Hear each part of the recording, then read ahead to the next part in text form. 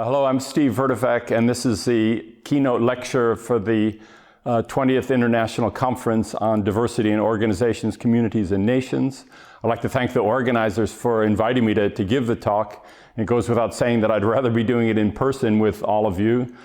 But I gather that the organizers are making preparations so that you can send in comments and questions, and we can have some kind of virtual dialogue with that. The theme of this year's conference is urban diversity. And so I've focused my talk around certain key issues and perspectives I'd like to advocate in thinking about urban diversity. And that's all around ideas of complexity. Here's a slide that shows right up front my kind of through-line message that we need to think of urban diversity issues in terms of complexity. And complexity, I'm just not meaning something complicated. I'm drawing on particular notions and perspectives and approaches from complexity theory, which I'll explain a little bit later. But all by way of thinking about, well, the area that I mostly research, which has to do with migration and diversification. And so the way I'll lay out this lecture is first to raise some of these issues around what I see as diversification, and then through a series of interactive data visualizations, emphasize ideas of complexity, of multiple intersecting variables, and different ways that we should be thinking about diversity in contemporary urban contexts. I'll mention how that relates to complexity theory without getting too theoretical, and then just offer some concluding thoughts on how we might take this forward. So I'll start off with the issue that I've been talking about for some time in writing and in lectures and so forth, and that has to do with the fact that in global terms, really, over the past 30 years, we've seen a sea change in patterns of migration variables by way of nationality, ethnicity, language, religion, age, gender, and so forth. And we're seeing changing configurations of these patterns in different countries around the world, in different time periods, and so forth as the years progress. And this has created conditions which I've talked about before as superdiversity. I'll say a little bit about that, not too much in this lecture.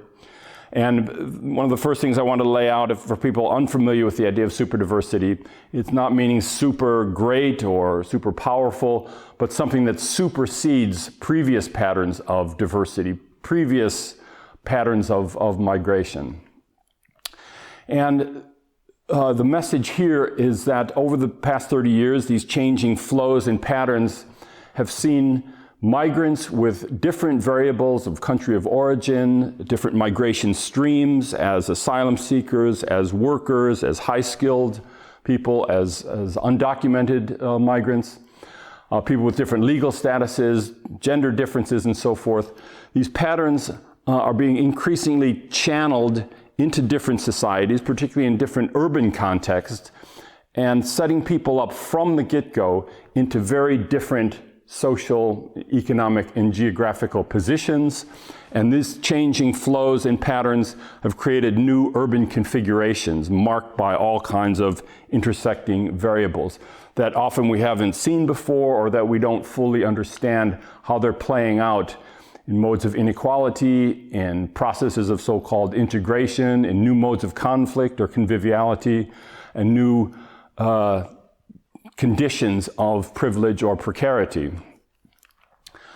So I want to just be able to illustrate what I'm talking about in terms of these different intersections of variables and changing flows over the years. Illustrate this by way of some recent interactive data visualizations that I think help tell the story, help get across the message that combinations of variables have different kinds of outcomes. So I'm drawing from a relatively recent website that we've put up. On your screen is the URL address. Maybe you can freeze this and write it down and have a look yourself, because the whole point is that these are interactive. The things I'll show you are just little clips, but when you go to the website, you can choose the variables and run the visualizations yourself to to get a better understanding and to look for things that you're particularly interested in as well. So one of the first ones, I'm just selecting a few of the visualizations from this website, but one of the first things I've chosen just to illustrate different kinds of intersections over the years of the kind we're talking about, creating conditions of superdiversity. Here's an example from the city of Toronto. And on this visualization, you're able to choose the migration channel or legal status category. You see on the right side of the screen different categories of economic migrants, of family reunion migrants, of humanitarian migrants. These are asylum seekers and refugees. And you're able to choose a particular year, and in that year, right now it's showing the year 2010. On the bottom of the screen, you see the array of countries of origins of people coming to Toronto in that category. And on the website, you're able to hover your mouse over the different boxes and get the exact numbers of people from the different countries. The different colors in the bottom half of the screen relate to the different continents that people are coming from. So I'll just run the little film. As I say, you're able to point to the category that you're interested in, point to the year, and you see the changing array of different countries of origin. And these change over time and have an effect on what's happening in the particular city that we're looking at. And there's other things we can accompany this with. You moved on to family migration, the countries change, and then particularly when you look at humanitarian migrants over the years, you see very different flows of people coming in. And of course, country of origin, but particularly legal status, has a lot to do with where people end up, what they're capable of doing, whether they're able to get jobs, what kind of social services they're able to get, and so forth. So that's just the first one, just seeing a combination of legal channel and countries of origin as people arrive in cities. Now, another interactive graphic, just to illustrate a different kind of intersectionality, has to do with country of origin and religion. And so this type of diagram shows the breakdown of people on the left side of the screen of places of origin, and on the right side of the screen, the religions that they belong to, coming from those countries. And if you were able to count this, there's over 6,000 combinations shown in this one graphic. These are migrants to Sydney in Australia.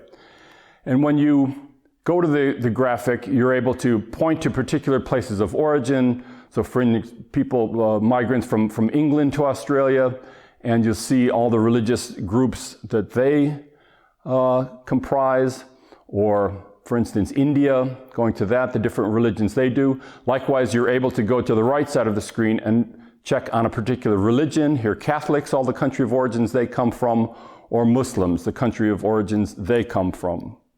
You're also able to double click and get a little magnifying glass to look at much smaller groups and their origins. And again, this just teaches us a lesson that all Muslims aren't of the same ethnicity or country of origin. All Catholics aren't, all whatever religion.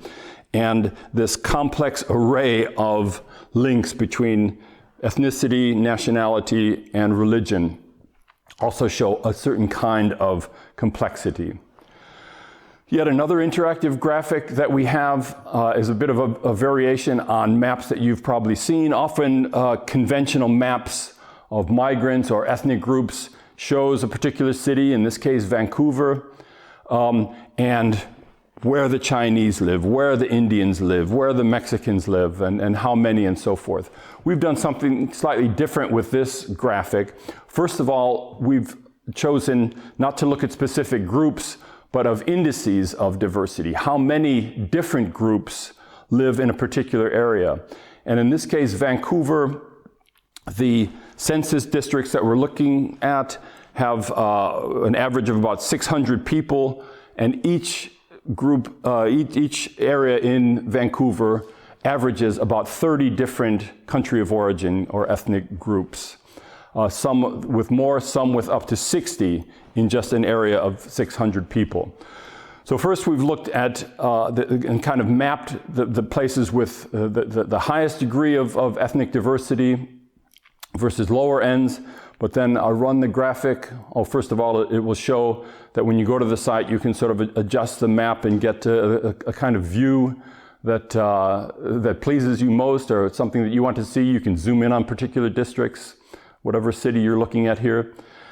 And you're able to combine a look at the ethnic diversity of a particular area with other diversities. In this case, you're able to look at where income diversity intersects with ethnic diversity. Areas where you have a high number of different ethnic groups and a high number of different income groups, or vice versa. You can see low to high income groups, low to high ethnic groups, and this tells you something about the city of Vancouver and the particular areas. It begs all sorts of questions of further things to look at.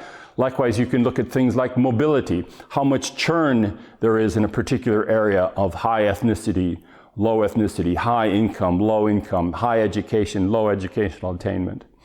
And this brings a different view onto the city, a different view onto planning, a different view onto social services that might be offered as well. And one of the final, and I think most important interactive graphics we have, I won't run through this because this is quite a complicated one. This is one you should really go to the site and look at yourself. This is what we call our dashboard, and this shows the outcomes of combinations of up to 5 different variables, including age, gender, legal status or channel of migration, what do we have, residency or period of time that a person's been in Canada.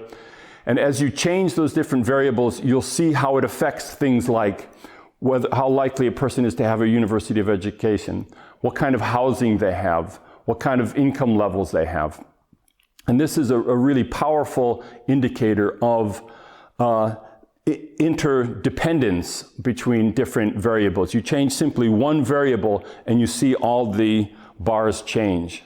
And you can look up specific groups and so forth. We've worked with various social service providers, and this is the visualization that they're most interested in, because this tells them some things about their clientele which they didn't know before, and they need to take on board in putting together whatever educational or health or social services that they're providing. So it's yet another example of a multitude of variables that come together and have specific kinds of outcomes. Right, so this leads me to the issue of complexity thinking. Now again, complexity theory is really something out of physics and mathematics and the hard sciences, but a number of social scientists over the past 10 years or so have tried to pick up messages. What can we learn about social systems and urban systems from complexity theory? And just on your screen is just some examples of the kinds of books and works that have come out of social science, trying to adapt what we can call complexity thinking. Now there's a lot in complexity theory and even a lot in the social science adaptation of complexity theory that I have to say I don't particularly buy or find useful. But I put on the screen now a number of key insights, I think, that can be brought into a social science complexity approach, drawing on complexity theory. And some of the things that I've talked about and shown already replicate some of these takeaway ideas from complexity theories. So that is, we need to be able to see and understand what happens simply when we increase the number of, call them agents or actors or people in a particular setting, and the variables that they bring with them. We need to find out what happens when those variables themselves start becoming more and more differentiated. In this case, by way of different traits that people bring with them, the kinds of things I mentioned before, gender, age, legal status, and so forth. We need to see how these different variables interact and become interdependent with one another in the ways that I was just talking about, how combinations of traits play out in things like likelihood to have a university education, likelihood to be employed, to have middle income, to have decent housing, and so forth. Now, another more problematic part of complexity theory is that such increases in numbers and differentiation and interdependence of variables and actors leads to high contingency. That is, we don't quite know, we can't predict how these things will actually play out, what the outcomes will actually be in any particular case. We can continue to try to analyze and understand how these combined variables play out, but they can't always be predicted, and this has an important impact on things like urban planning and a various range of urban policies, which presume to know what's going to happen if a particular policy intervention is to be made. And the lesson from complexity theory is, well, you can't exactly predict that. So this is an important lesson to think, okay, well, what are the parameters we're looking at? What are we trying to achieve? And what might be a side effect or a target not quite reached because of the kinds of outcomes that play out when you have increased number, increased differentiation, increased interdependence. However unpredictable a lot of these urban complex outcomes are, nevertheless, you do see inherently or through activities of particular people and groups the emergence of new systems, of new patterns that actually function amidst all of these changing variables and their interdependencies. This is often called self-organization, that there are ways that these new patterns tend to organize themselves, sometimes in quite positive ways, sometimes in negative ways. And these are also things that urban policymakers and other service providers need to understand better, how new systems emerge and become organized. So what we're advocating here, myself and other people in the field of trying to bring in complexity thinking to the social sciences, is a kind of perspective, a way of thinking about how, let's say in this case, cities actually work. And I include here a quote from a good friend and top scholar, Thomas Holden Eriksson, a Norwegian anthropologist, who says that it's not just a way of thinking, but complexity should be our starting point for approaching things like urban development and social development in urban settings. He says if complexity is assumed from the outset, complex descriptions necessarily follow rather than monocausal explanations or simplistic generalizations. And unfortunately, these days we still are rife with monocausal explanations for what happens in integration processes or educational outcomes or other aspects of urban development. But if we go into trying to understand, knowing that these are complex, interactive, interdependent systems, it will lead to a more comprehensive understanding and hopefully policies that are more fit to purpose. So diversification, as I'm saying, is something that is ongoing. I've mainly talked and written about it in terms of diversification by way of migration flows, but there are many other ways that society is diversifying by way of categories of people, of new identity groups, intersectionalities between categories, different types of relationships that people are developing, not least nowadays online as well. That's also a mode of complexification that we're seeing. As I say, the complexity, the array of differential outcomes that we're getting because of these combined variables and so forth themselves become part of complexity. Material, social, spatial, and other kinds of outcomes add to this complex array and flow. And then something I'd like to point out, people's reactions to the diversification of society, which have led to political fragmentation, new modes of conflict.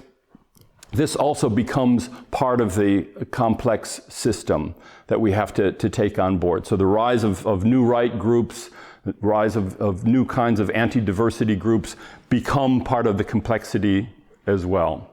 All of these things are creating new patterns of social relationships, new modes of social organization, and the thing that I'm particularly concerned about, new kinds of stratification in society, new modes of inequality that are being developed by way of the new complex array of factors that we're seeing and the kind that I've been talking about in this lecture.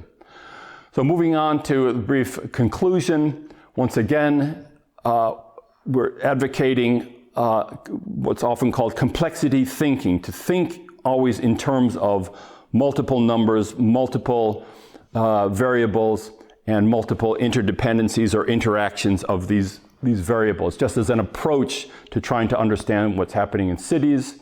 This involves thinking about people not just in sort of containers of ethnic groups, which has been a long-standing approach in a lot of urban studies, that people have identities and social networks that cross many kinds of modes of identification, social categories, variables, and so forth.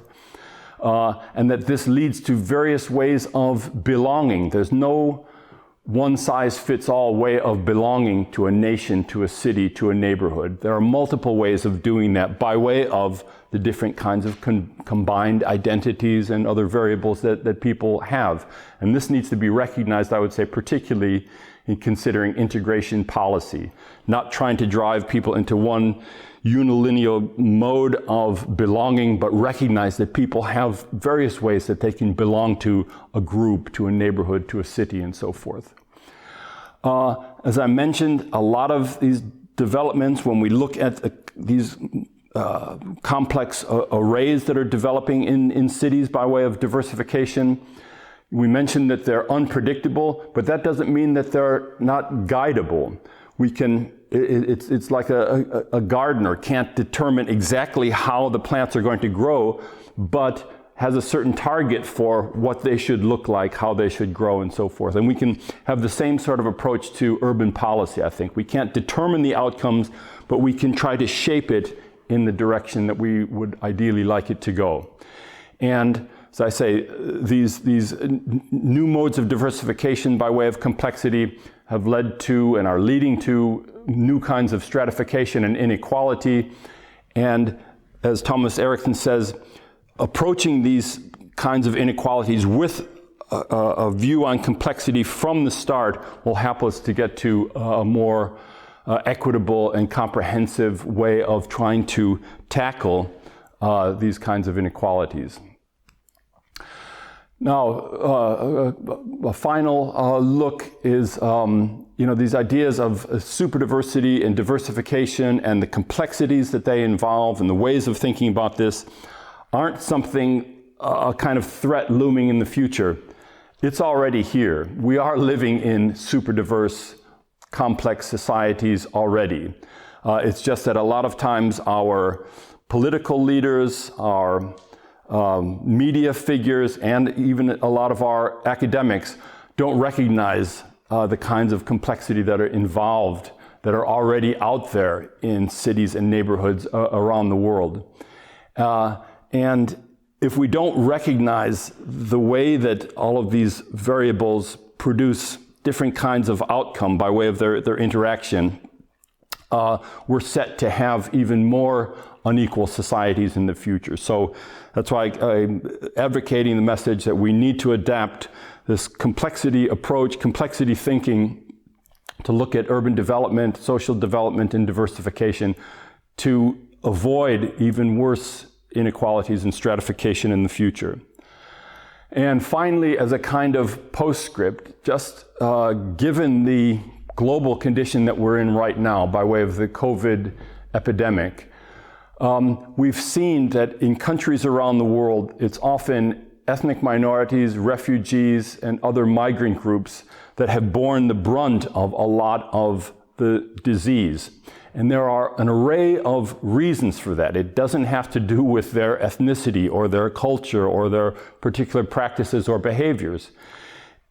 In most cases, when analysts have looked at this, it is due to, as I've been arguing in this lecture, the coming together of a number of variables and have played out in certain sorts of ways. A complexity approach to understanding why certain ethnic minorities, refugees, and migrant groups have borne the brunt of COVID-19 calls for a complexity thinking approach.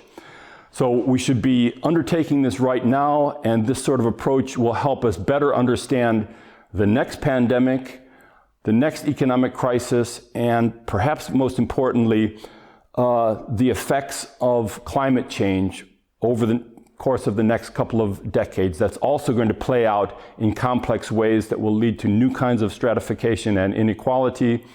And I'm advocating that a complexity thinking approach to this might just help us understand better, but set forth policies and ways forward that might help mitigate some of the negative consequences of these kinds of catastrophes.